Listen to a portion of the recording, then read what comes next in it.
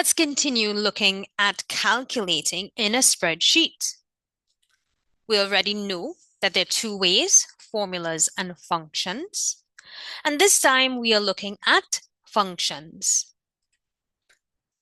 Now, we're looking at a function, and before we looked at mathematical operators when we did a formula, but we do not use mathematical operators in a function.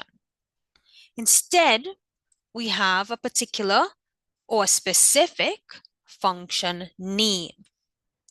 So the function names are, first one, sum, which finds the total for a given range. Count finds the amount of cells with numerical data for a given range. 3, average calculates the average for a given range.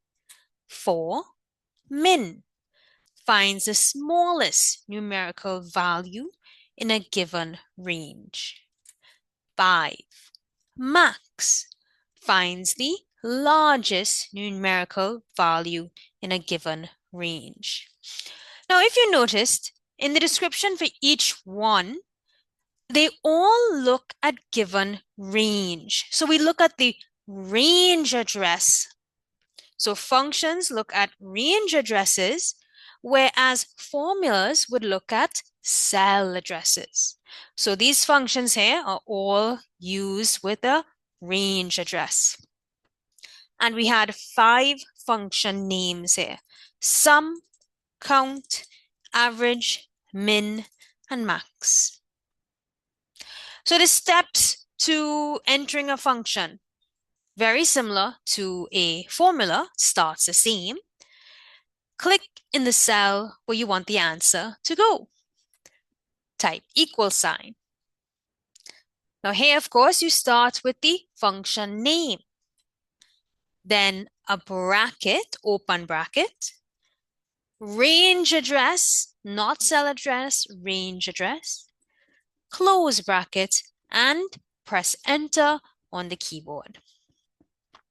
For example, equal sum, open bracket, A4 colon A7 close bracket. Let's go again. Equal sum is our function name, open bracket, A4 colon A7 is our range address, and then close bracket. In fact, each one of the function names, there's an example for each one. They all look very similar, except the function name has changed.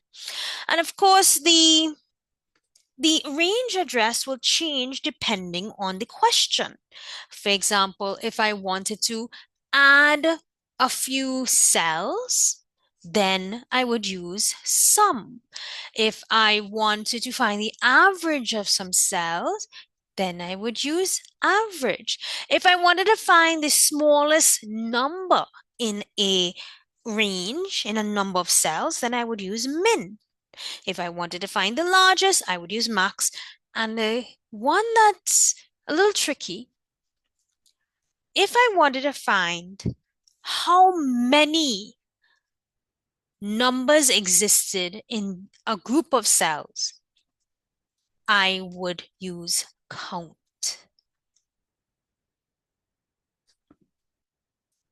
So next, let's see how to use these functions.